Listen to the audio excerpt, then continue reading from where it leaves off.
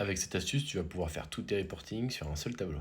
Bienvenue dans 1 minute pour maîtriser Excel, où tu apprends à maîtriser Excel en 1 minute par jour. Tu commences par te rendre dans l'onglet développeur et tu viens insérer des cases d'options.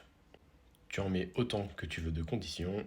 Tu sélectionnes tes cases d'options en appuyant sur la touche contrôle, clic droit, mise en forme de l'objet, et dans contrôle, tu cliques sur activer pour que la mise en forme se mette en place lorsque tu as activé ta case d'options, et tu lis tout à la même cellule. Ici, je vais mettre A1 et je fais OK. À partir de là, moi j'ai 5 cases d'options. Ici, j'ai coché la 5e, donc j'ai un 5 qui apparaît en A1. Si je coche la première case d'option, j'aurai un 1, la deuxième, un 2, et ainsi de suite. Le but maintenant est de réaliser une mise en forme conditionnelle sur notre tableau en fonction de la valeur de A1. Je sélectionne les données de mon tableau. Dans l'accueil, mise en forme conditionnelle.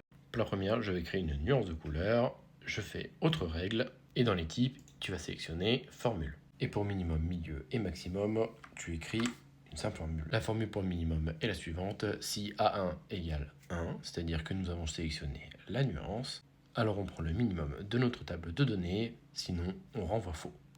Les formules sont les mêmes avec milieu et maximum, avec les fonctions moyenne et max.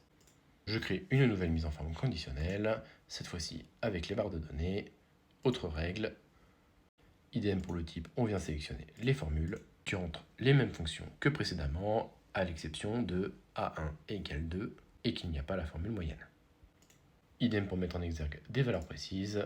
Nouvelle règle, tu écris la formule si A1 égale cette fois-ci 3, alors C5 inférieur à 500, sinon faux. Tu choisis le format.